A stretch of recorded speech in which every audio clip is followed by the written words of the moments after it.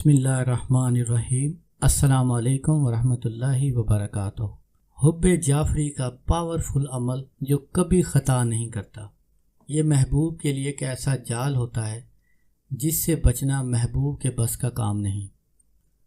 अगर आप चाहते हैं कि आपका महबूब आपसे बेइंतहा मोहब्बत करे, आपकी मोहब्बत में पागल रहे, वो आपका आशिक बन जाए, आप उसकी माशूक बन जाएं, तो आप ये अमल कर सकते हैं।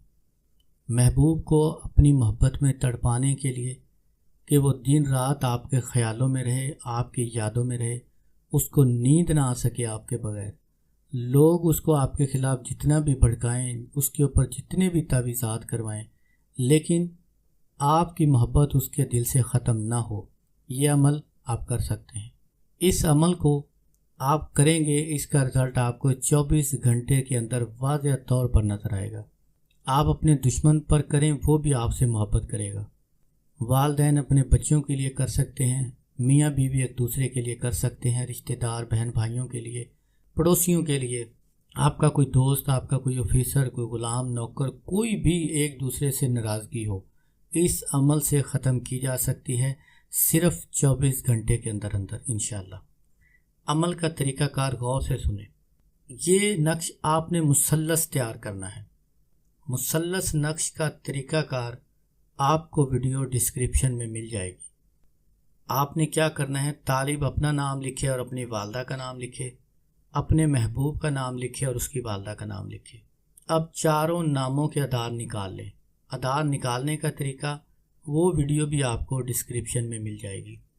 चारों नामों के अदाद आप निकाल कर जमा कर लें, अच्छी तरह चेक कर लें, गलती का कोई इम्कान ना रहे।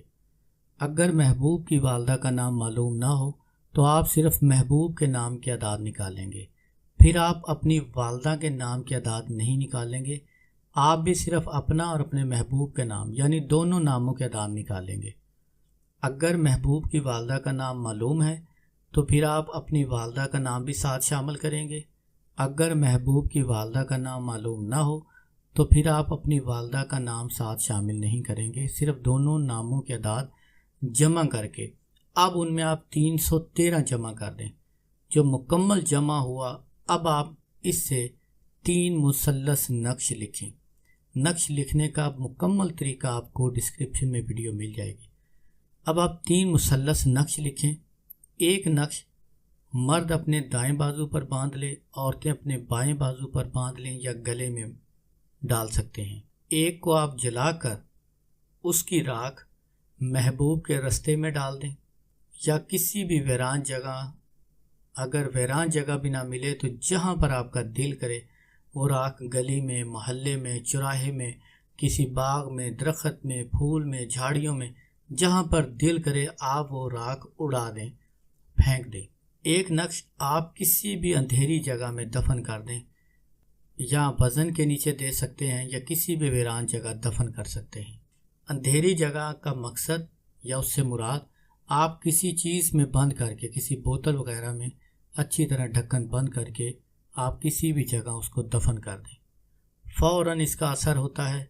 ये नक्श बारहा का, हज़ारों बार का आज़मूदा तजर्बाशुदा है, कभी भी ख़ता नहीं करेगा इंशाअल्लाह। अमल में कामयाबी के बाद हज़रत ख्वाजा जुनैद बगदादी रहमतुल्लाह अलैह के नाम की नियाज ज़रूर दिलाई जाए, उनके नाम पर बच्चों में कुछ शरीनी ज़रूर तकसीम की जाए, तो ये अमल आपको बहुत फ़ायदा देगा। इसका तोड़ बहुत मुश्किल से होगा।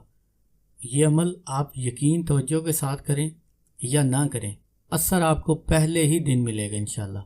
बहुत मुजरब है। अगर कोई बात समझ ना आए आप कमेंट कर सकते हैं।